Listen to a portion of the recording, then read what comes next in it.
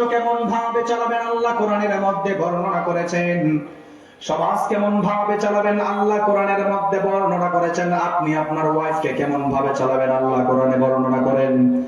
এই কোরআনটা সারা পৃথিবীর মধ্যে দামি হওয়ার অন্যতম কারণ হলো এই কিতাব যেই ব্যক্তি তেলাওয়াত করে তারও ভালো লাগে, যেই ব্যক্তি তেলাওয়াত শুনে তারও ভালো লাগে। একটা উদাহরণ দিলে ভালো করে বুঝতে পারবেন। আপনাদের এলাকায় যখন ইমাম সাহেবরা নামাজ পড়ার জন্য মসজিদের মধ্যে আজান দিয়ে দেয়, আপনি তো আপনার ইমাম সাহেবের পিছনে জিন্দেগির 50 বছর নামাজ পড়েছেন, একদিনও তো গিয়ে হুজুরকে বলতে পারেন নাই, ও হুজুর 50 বছর আপনার পিছনে নামাজ পড়লাম, আপনি তো প্রত্যেকদিন সূরা ফাতিহা দিয়ে নামাজ পড়ান, আর সূরা ফাতিহা শুনতে ভালো লাগে না, বুখারীর হাদিস দিয়ে নামাজ পড়ান। এই কথা বলা কি আমাদের দ্বারা সম্ভব হবে নাকি? এই কোরআন সারা পৃথিবীর মধ্যে দামি হওয়ার অন্যতম একটা কারণ হলো যেই ব্যক্তি তেলাওয়াত করে তারও ভালো লাগে, যেই ব্যক্তি তেলাওয়াত শুনে তারও ভালো লাগে। অন্যতম আরেকটা উদাহরণ দিলে ভালো করে বুঝতে পারবেন। আপনাদের এলাকার ইমাম সাহেবদেরকে জিজ্ঞেস করবেন, আপনাদের এলাকায় যারা হজ করেছেন, ওমরা করেছেন, মক্কা মদিনার হাজী সাহেবদেরকে প্রশ্ন করবেন, দেখবেন মক্কা মদিনায় যখন নামাজ পড়ানো হয়, মক্কার ইমাম সাহেবরা যখন নামাজের মধ্যে দাঁড়িয়ে তেলাওয়াত করা শুরু করে দেন, পিছন দিক দিয়ে হাজী সাহেবরা হাওমাও করে কান্না শুরু করে। একদিনও তো উল্টা পাল্টা দিয়ে কোন মানুষ করে নাই। এর মাধ্যমে বোঝা গেল কোরআন যেই ব্যক্তি তেলাওয়াত করে ওই ব্যক্তিরও ভালো লাগে, যেই ব্যক্তি তেলাওয়াত শুনে ওই ব্যক্তিরও ভালো লাগে, ওই ব্যক্তির দিলটা আল্লাহর রহমতে শান্ত হয়ে যায়। সুবহানাল্লাহ।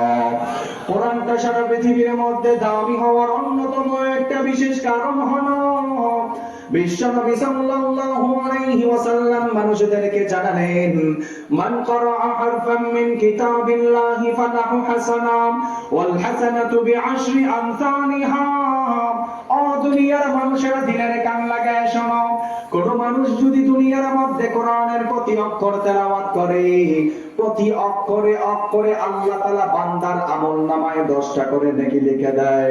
এক সাহাবী আমার নবীকে প্রশ্ন করলো, ইয়া রাসূলুল্লাহ, উম্মতের মধ্যে কোন উম্মত যদি আলিফ লাম মিম আলাদা উচ্চারণ করে তাহলে ওই বান্দার আমলনামায় কয়টা নেকি দেওয়া হবে? আল্লাহর নবী বললেন, ও সাহাবায়ে কেরামরা শুনে নাও, উম্মতের মধ্যে যেই সমস্ত উম্মত আলিফ আলাদা উচ্চারণ করে 10টা আলাদা নেকি দেওয়া হবে, লাম আলাদা উচ্চারণ করে 10টা আলাদা নেকি দেওয়া হবে, মিম উচ্চারণ আলাদা করার কারণে, আলিফ লাম মিম উচ্চারণ করার কারণে আল্লাহ তাআলা বান্দার আমলনামায় আলাদা 30টা নেকি লিখে দিবেন। সুবহানাল্লাহ।